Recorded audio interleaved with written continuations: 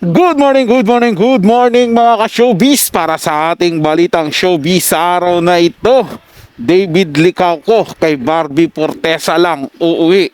Catherine Bernardo at David kinakiligan. Pero bago po yan, sa mga hindi pa po nag-subscribe, lalong-lalo na po sa mga bagong napadaan lang po dito sa ating channel, mag-subscribe po kayo para laging mauna po kayo sa mga bagong balitang showbiz. Panoorin at pakinggan ang buong detalye at kayo na ang humusga. Catherine Bernardo at David Licauco bagong siniship ng mga netizens.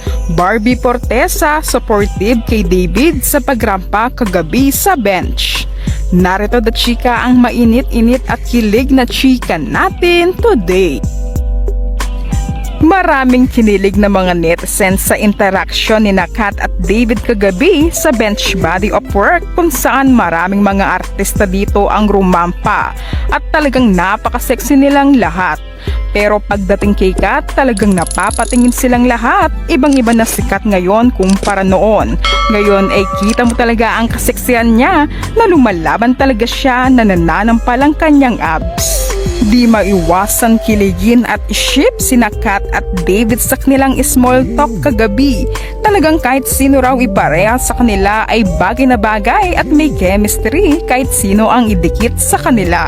Pero mga friendly lamang sina Kat at David. Mula noon ay close na silang dalawa tuwing sila'y nagkikita sa event. Alam naman ni David na may B na siya at si Barbie Fortesa yon na todo support si Barbie sa pagrampa ni David kagabi. For sure ay pinanood niya si David na pati siya ay napapawaw at siguradong sinasabi ni Barbie na napakaswerte niya na naging sa kanya si David. Maraming hiyawan kagabi sa show sa pagrampa ni David. Talagang pinaghandahan niya ang event na ito na siguradong inspirasyon niya si Barbie Fortesa. Yan mga kachika, grabe si David. Grabe ang pa-abs at ang kanyang muscles. Masigaw nga ng mga netizens, mapapa-extra rice raw sila sa kanya.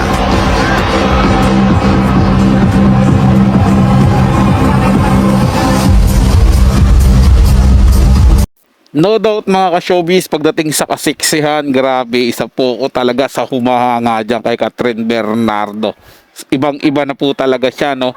Simula nung nagkahiwalay sila ni Daniel Padilla, iba po talaga ang naging datingan niya. Siyempre, ibang mga kalalakihan yan. Grabe, laway na laway po kay Catherine Bernardo. Hanggang pangarap na lang po sila. Dahil sigurado po ako darating yung panahon, para sa akin lang po ito mga ka-showbiz na may posibilidad naman na magkabalikan sila ni Daniel Padilla. Dahil hindi biro yung pinagsamahan nila. Kaya wag na natin iintriga si Catherine Bernardo dito kay David Licauco. Kasi si David Licauco para lang yan kay Barbie Fortesa. Pero siyempre, hindi po natin masasabi yung panahon. Sa kanila po yan, mga desisyon nila. Kung ano po yung mangyayari sa kanila, kung sila rin yung tinadhana, wala po tayong magagawa.